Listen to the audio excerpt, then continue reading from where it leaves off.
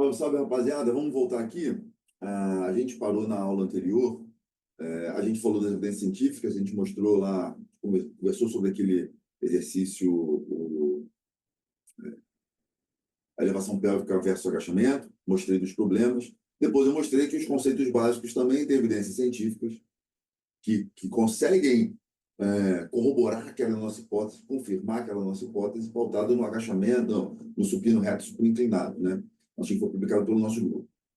E assim, dando continuidade a isso, a gente passa para o terceiro ponto, a terceira parte do nosso método, né?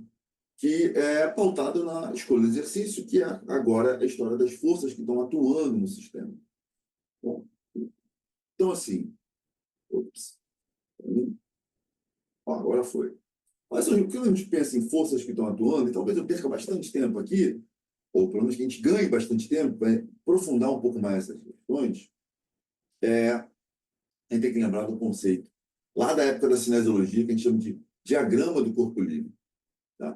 Diagrama do corpo livre, ele passa por questões, por detalhes muito importantes, como, por exemplo, entender das forças, ou seja, quais são os vetores que vão estar atuando ali. Forças são grandezas vetoriais. Tá? Então, a gente tem que tomar muito cuidado em ter direção, magnitude, sentido. Depois eu abordo mais sobre isso. Por outro lado, eu tenho que saber se essas forças que não estão atuando, qual é a distância dessas forças para o eixo da articulação. E, por último, ele tem que olhar tudo que está acontecendo no meu complexo externo. Porra, Thiago, você está complicando para peça. Calma, gente. Primeiro eu abordo essas questões, para depois eu ir a fundo nessa história e dar alguns exemplos. E aí a história o exemplo mais simples de todos é a abdução de ombro. Lembra da alavanca? Né? A alavanca talvez seja o conteúdo mais difícil para os alunos de graduação. Né? Eu dou aula de cinesiologia, eu sei exatamente como é que funciona isso. Quando a gente pensa em alavancas, e esse é um modelo de alavanca simples, bem simplificado, é o mais simples de todos, e eu vou simplificar ainda mais a história. É o seguinte, primeiro ponto, onde é que está o eixo rotacional? Você tem que saber o centro da articulação que está se movimentando. No caso aqui, ela está fazendo uma abdução de ombro, ou como você preferir, uma elevação lateral. Eu gosto muito mais de termos técnicos, né? Me deixa com pelo menos uma aparência de profissional mais sério, tá? Questão minha, pessoal. Mas talvez isso tenha feito com que o meu trabalho fosse muito mais valorizado que quando eu usava termos que são do senso comum. Pensa como é que o médico fala. Bom, independente disso. Então, você tem um eixo rotacional aqui, centro articular, é essa articulação. Quais são as forças que vão estar atuando ali? Ela está segurando uma barra, um halter, e a distância entre essa barra aqui e o eixo rotacional, a gente vai chamar ela de braço de resistência. Por ser um peso que a gente chama de uma massa livre, a força que vai estar atuando ali é o peso, força-peso. Essa que a gente chama de resistência, né? E como toda força, ela vai ter direção, sentido e magnitude. E a direção? A direção aqui, no caso, ela é vertical.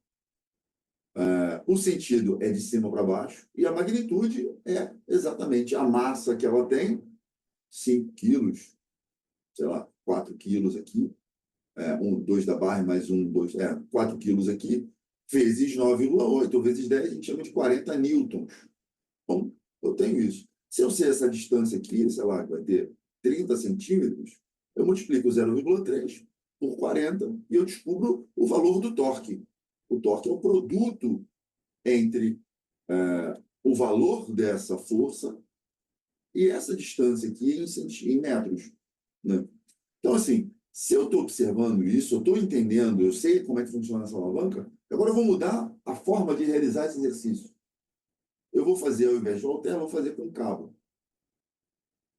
Quando eu estou pensando no cabo, especificamente, aqui tem uma imagem mostrando isso. Quando eu estou falando do cabo, especificamente, a força que vai estar atuando no corpo, ou seja, a força de contato, vai ser para onde a manopla está puxando. Então, ela vai estar puxando nesse sentido, nessa direção, e a magnitude vai ser quanto de força chegando na mão dele. E aí depende de um monte de aspectos aqui dentro. Depois eu abordo mais sobre isso. Então, assim, nesse momento aqui, nesse ângulo aqui, talvez seja no início da fase concêntrica, quando ele está com o braço aqui, no caso, perpendicular ao solo, eu vou ter torque, diferente do que se eu estiver fazendo com um peso livre. Eu vou ter um torque. Esse torque vai ser essa distância aqui, esse braço de resistência que a gente chama, vou chamar de 1 pela posição 1, vezes o valor dessa resistência, né? Aí eu faço o seguinte, agora eu vou tirar e vou para um outro ângulo, no meio mais ou menos do movimento, onde eu vou ter um braço de resistência maior aqui do que aqui. O BR2 é maior do que o BR1. Ou seja, o torque em 2, se eu estiver fazendo velocidade quase zero, ou seja, bem lenta, continuamos quase isométrico, que é o tradicional que a gente faz dentro da academia, né? A gente não faz trabalho de explosão, potência. O braço de resistência vai ser maior do que em 1. Com consequência disso, o torque de resistência vai ser maior. Tá? Se eu tenho mais torque de um lado, de resistência, o músculo está respondendo do outro lado. Está sendo mais exigido, obviamente. E depois, no final da fase concêntrica, eu diminuo o torque, o braço de resistência, certo? Em relação ao 2, mas talvez seja muito próximo de 1. Então, essa curva de torque externo, ou seja, o comportamento dessa resistência, torque-resistência, vai ser menor, maior, menor. Talvez não dessa forma, mas sendo mais ou menos assim, né? E aí, com isso, eu aumento ao longo do movimento e diminuo no final da fase concêntrica. Então, pensando nisso, eu tenho perfis de resistência diferentes se eu estiver fazendo com um tipo de resistência, o cabo, nessa posição, ou se eu mudar essa posição também, posso alterar esse braço de resistência, consequentemente torque. Enquanto do outro lá, com peso livre, eu tenho um torque de resistência aumentando ao longo do movimento, só. Bom, isso é um conceito de anatomia, de cinesiologia básico de alavanca. Só que tem que tomar muito cuidado quando a gente está observando esses vetores de força, quando a gente está falando de um vetor simples e uma articulação só movimentando, talvez seja mais fácil da gente fazer essa extrapolação. Agora, por exemplo, o que eu já vi muito por aí em redes sociais é isso. Pegar outro exemplo. Um detalhe que eu não falei antes. Toda vez que a gente estiver lidando com essa observação dessas forças que vão estar atuando, ou seja, do diagrama de corpo livre ou da alavanca, eu tenho que olhar no plano do movimento. Tá? Abdução do ombro no plano frontal, por isso que aqueles conceitos básicos que eu falei na aula anterior, eles são fundamentais. Tá?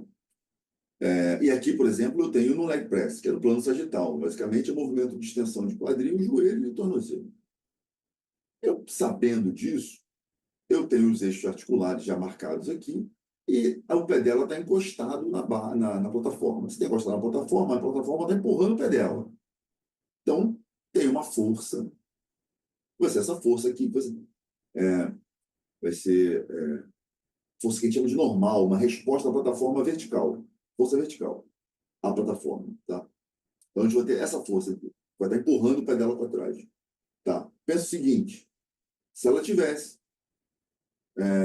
com os pés no gelo, tênis no gelo, se fosse gelo aqui, o que aconteceria com o pé dela? Deslizaria para cima, né? O pé dela ia correr para cima. Deslizar, a plataforma ia cair em cima dela. Não desliza por quê? Porque tem uma força de reação da plataforma no pé dela que vai empurrar o pé dela para baixo. Aí, tá vendo como já começou a complicar a coisa?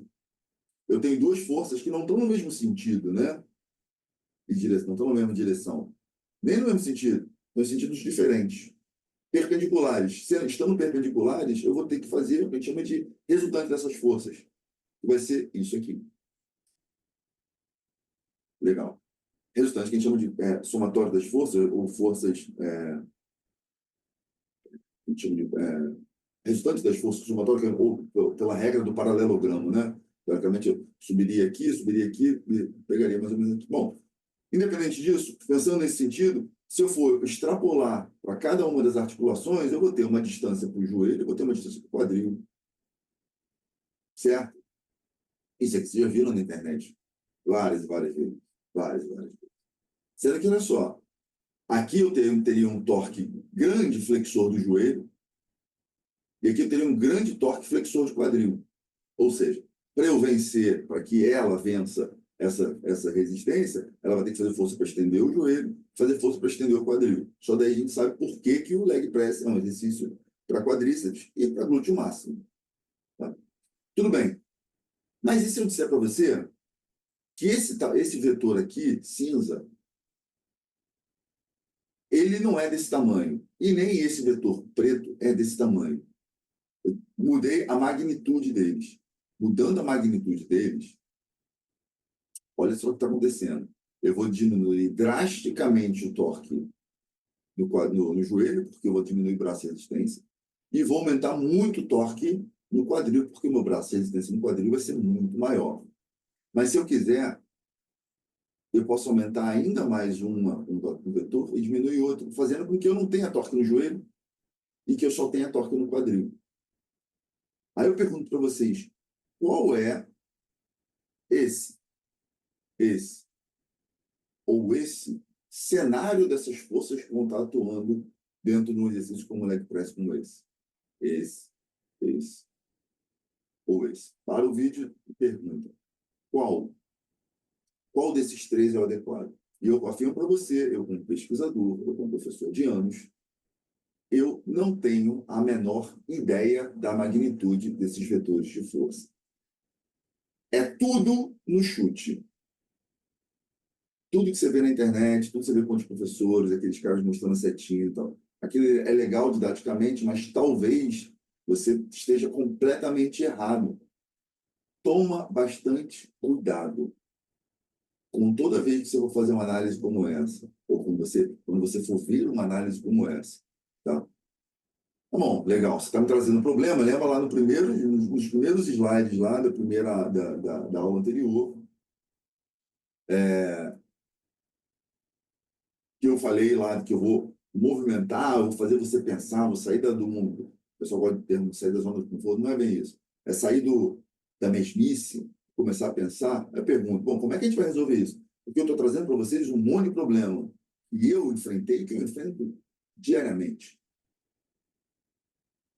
E aí, como é que a gente resolve isso? A gente tem duas formas. A gente faz uma avaliação qualitativa bem feita, ou a gente busca boas evidências, que no caso é o que eu prefiro. Você quer ver um exemplo que eu tinha certeza que funcionava de um jeito? Era esse aqui, esse exercício aqui, a elevação pélvica.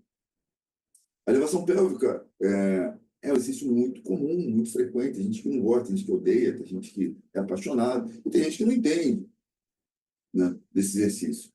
Por exemplo, se eu tiver com a barra aí, for olhar basicamente a força que a barra está fazendo no corpo, realmente, essa barra está fazendo uma força, ela está passando exatamente aqui pela essa imagem, no eixo do quadril. Novamente, plano sagital, tornozelo, joelho, quadril. Ela está passando em cima do eixo do quadril. Com isso, eu não tenho torque no quadril gerado por essa força aqui. Só que se a gente for olhar o diagrama de corpo livre da elevação pélvica, ela é assim. Não é tão simples quanto a gente imagina. Vamos lá. O corpo dele está encostado no banco? Tá. Então, vou ter uma força vertical no banco empurrando o corpo dele para cima. Só que vai ter a tendência, novamente, imagina que ele está deitado aqui no gelo. Então, parte de gelo aqui. Qual a tendência dele? De deslizar para trás. Deslizar por aí, naquele sentido ali. Não vai deslizar por quê? Não vai deslizar porque o banco tem um atrito e vai empurrar o corpo dele para cá. Então, eu vou criar um outro vetor de força, agora horizontal. Somando as duas forças, eu vou ter essa força aqui, que a gente chama de resultante, do banco no corpo dele. Essa força aqui tem distância para o quadril? Tem distância para o quadril. Então, vai ter um torque flexor de quadril. Essa força aqui tem distância para o joelho? Tem. Então, vai ter um torque extensor de joelho. Tá? Vai tender a jogar o corpo todo para cá. Legal. O pé dele tem encostado no chão? Está encostado no chão. Então, eu tenho uma força vertical de reação do solo e tenho uma força horizontal. Somando essas duas forças, vai ter essa força diagonal aqui, resultante. Tem distância para o joelho? Tem. Vai tender a flexionar o joelho. Vai. Tem força para o quadril? Tem distância para o quadril? Tem força de distância para o quadril. Perpendicular, né? Se for extrapolar aqui, ó, vai ter uma distância aqui. Com isso, eu vou ter uma tendência de flexionar o quadril. Opa! De onde vem essas forças? Eu vou somar a massa da coxa dele, a massa do tronco dele, a massa da perna dele e a massa da, da, da barra. Então, eu vou ter várias forças contratuando ali, puxando para baixo, e essas forças todas aqui vão ter reação a partir das áreas de contato do corpo dele. E assim, isso aqui é algo que eu pensei quando estou olhando o exercício, fazendo o diagrama de corpo livre. E aí, só que quando a gente vai para a evidência científica, a gente olha um modelo, uma forma que a gente avalia a demanda muscular, é a partir dos torques gerados por articulação, através de uma técnica que a gente chama de dinâmica inversa, no caso de modelos de corpos rígidos, assumindo que os corpos são rígidos, né? E aí, com isso, esse cara não, né? Esses pesquisadores publicaram esse trabalho aqui há um tempo atrás, falando da elevação pélvica, da biomecânica da elevação pélvica. E eu não estava tão errado assim, né? Olha as forças que vão estar atuando aqui no diagrama. Aqui eu não incluí as forças de contato das articulações, certo? E eu não incluí alguns detalhes aqui na cintura pélvica e no quadril, mas de uma forma geral funciona dessa forma. E aí, assim, a partir daí, eu começava a entender que o maior torque externo, o torque de resistência, era quando o quadril estava estendido, ou seja, no início da fase concêntrica. A pergunta que eu faço para vocês, e no resto do movimento? Como é que esse torque funciona? Por isso que esse artigo publicou esse trabalho, mostrando exatamente isso. Olha lá, ele colocou duas plataformas de força, avaliando, tá vendo? Que eu tô, em termos em vídeo, como é que funciona a força no corpo, no tronco, a força nos pés, reação do solo nos pés, olha lá. E olha a direção e sentido e magnitude dessas forças que vão estar atuando. Vocês estão conseguindo perceber como ela muda? E aí a pergunta que eu faço é, então, ao longo do movimento, essas forças mudam de direção, sentido e magnitude, e com isso vai gerar torques diferentes nas articulações. Sem querer detalhar muito, a gente olha para o torque no quadril, onde no torque no quadril, o pico de torque externo é em aproximadamente, sei lá, 20, 15% do início do movimento, ou seja, lá no iníciozinho da fase concêntrica. E é quando o quadril está flexionado em torno de 90 graus. Não é quando o quadril está todo estendido. E o quadril se movimenta em aproximadamente 75 graus. Então, se eu fosse comparar esse exercício com algum outro exercício para extensão de quadril, eu teria que ter essa informação. E antigamente a minha informação era errada. Era com o quadril estendido que eu tinha maior torque externo. E não é. É com o quadril bem flexionado, em torno de 90 graus. Pô, então, olha só, lembra lá da outra aula que eu tenho que eu falei da elevação pélvica com agachamento? Vocês viram que a atividade eletromográfica da elevação pélvica foi maior, mas o dado é mal feito? Porque, olha só, quando eu estou comparando com o agachamento, onde é que eu tenho maior torque externo no agachamento? Lá no iníciozinho da fase concêntrica? É, da mesma forma como a elevação pélvica? É. Mas olha como o quadril está flexionado aqui. Flexionado em torno de 140, 130, 120 graus. É um ângulo muito diferente da elevação pélvica. E o torque externo maior na elevação, no agachamento, no quatro apoios?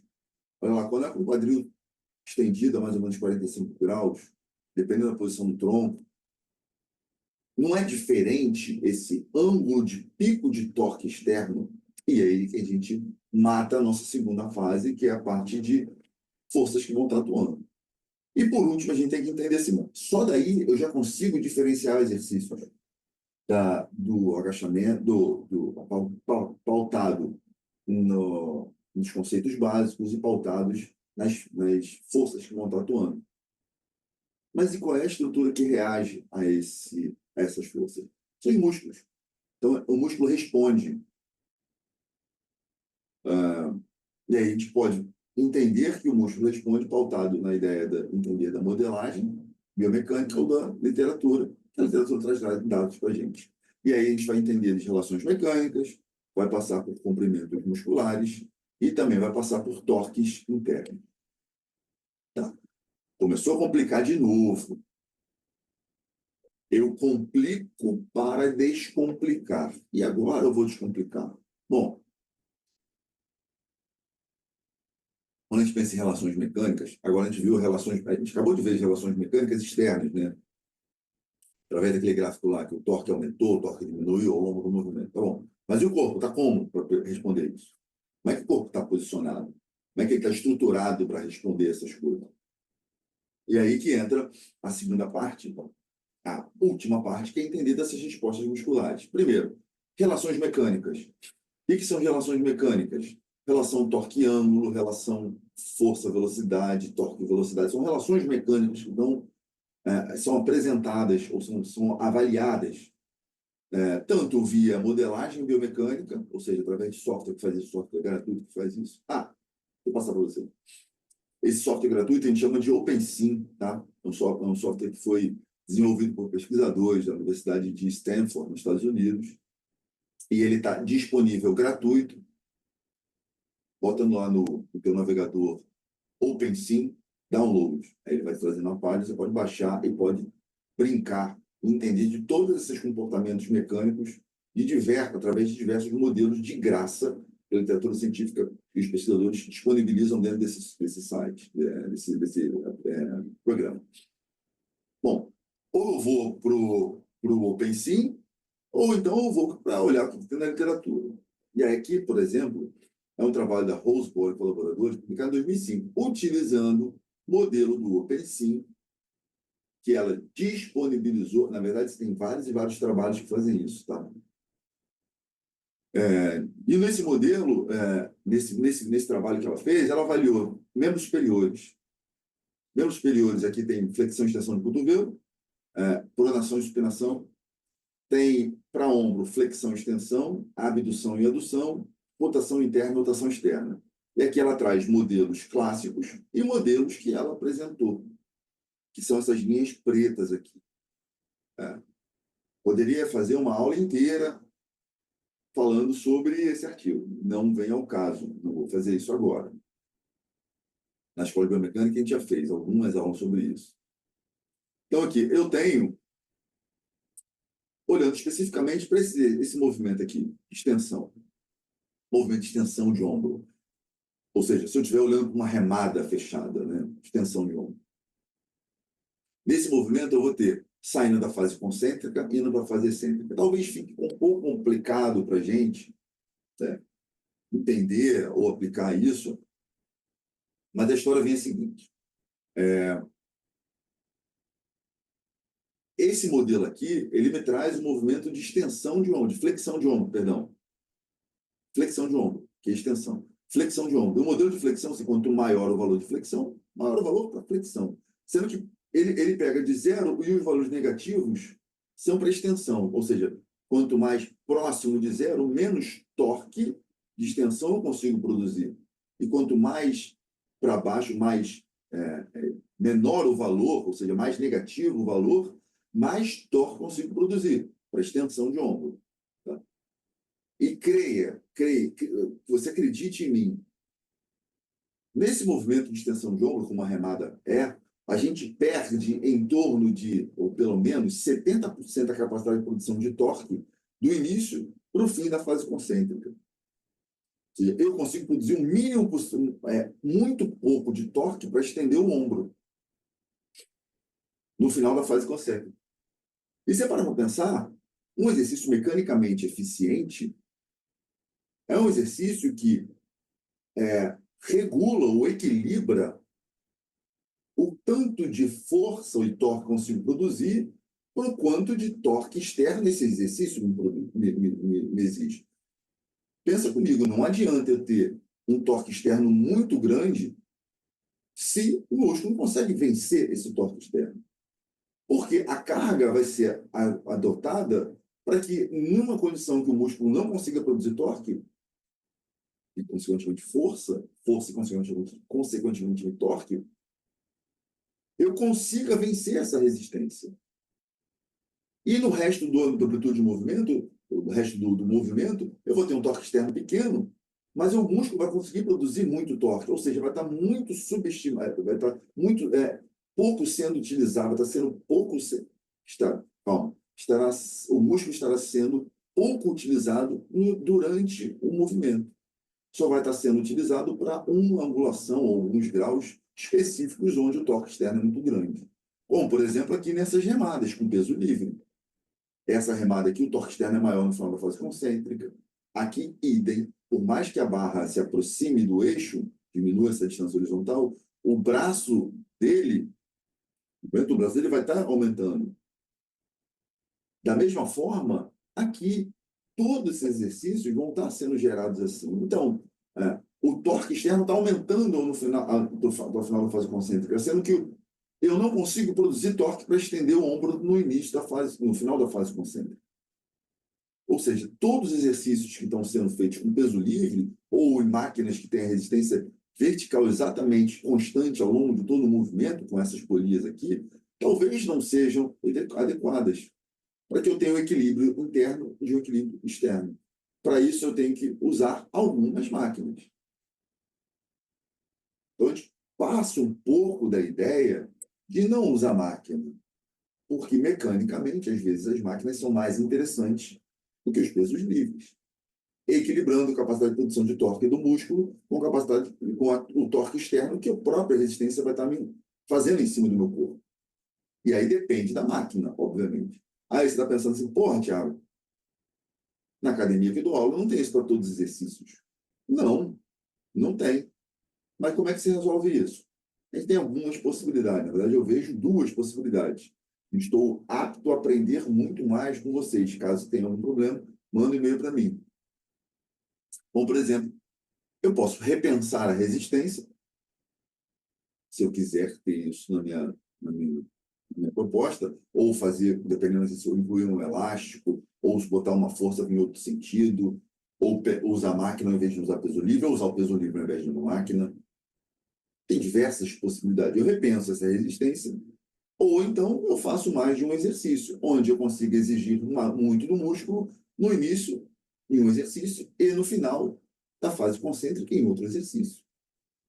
Resolvido o meu problema, pelo menos parcialmente resolvido o meu problema. Onde eu poderia dividir o volume que eu faria 4 séries, eu faria 2 de um exercício, 2 de outro exercício. Daí eu resolvo o meu problema. Onde eu exija do músculo em diferentes comprimentos musculares. Tá? Mas de onde vem essa relação torque-ângulo, por exemplo? Ela vem do somatório da capacidade de produção de força do músculo, né, de cada fibra, de cada sarcômero, e aí seria uma aula inteira de biomecânica muscular. Não é o objetivo aqui. Quem quiser depois me procura, que eu posso explicar isso para vocês ficarem totalmente independentes de qualquer profissional, vocês terem autonomia para isso. E aí, por exemplo, assim, então, a capacidade de produção de torque de um músculo depende de quanto cada sarcômero consegue fazer. Aí lembra lá, essa questão de insuficiência ativa e passiva é muito pequena para essas questões, é muito mais amplo o conceito, mas isso não vem ao caso. Vem daquela relação comprimento-tensão clássica lá dos Huxley na década de 60 do século passado. E essas curvas, elas variam de movimento para movimento. Pode variar de pessoa para pessoa também, mas é raro. Existe um padrão tradicional normal. Por exemplo, a extensão de quadril. Né? Extensão de quadril. Na extensão de quadril, aqui é o quadril todo fletido, ou seja, vamos assumir lá com o quadril todo flexionado a 120 graus, onde eu tenho o músculo totalmente alongado, e com isso, somado ao braço de força do músculo sendo pequeno, eu vou ter uma pequena capacidade de produção de torque com o quadril fletido.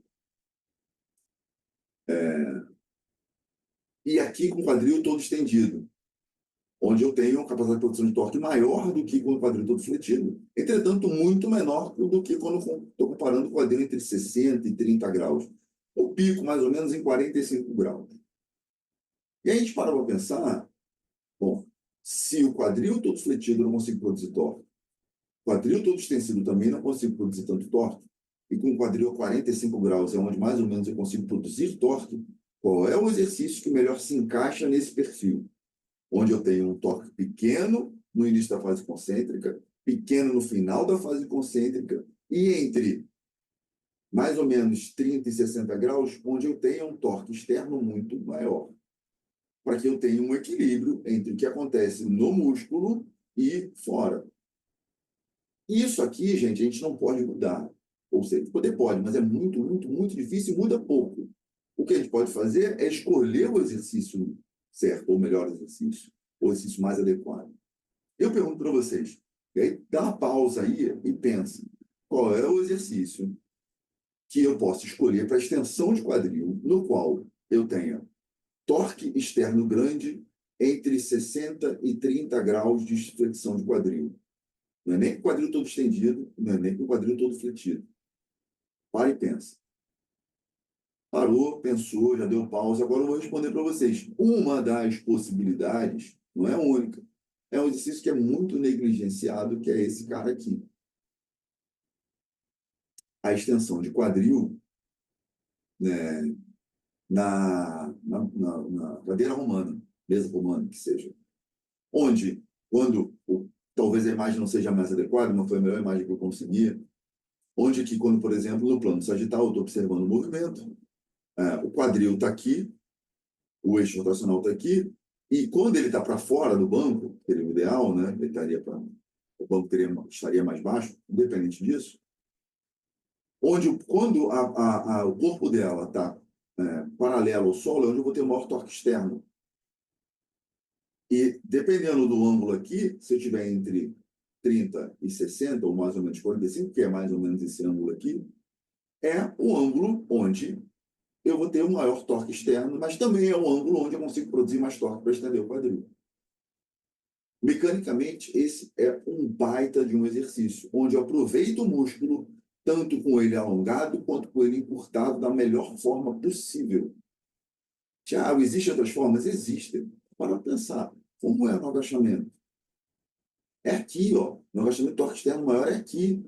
Na elevação pélvica é aqui, onde eu tenho o maior torque externo. Ou seja, isso aqui, tudo aqui, o resto todo o movimento, vai ser subestimado o músculo. O que não é bom, a gente não consegue aproveitar o músculo inteiro. Entretanto, a gente tem que pensar nesse contexto aqui. Qual é o objetivo do nosso aluno? No nosso caso aqui, a gente abordou muito a questão da melhora da função, mas principalmente na hipertrofia muscular.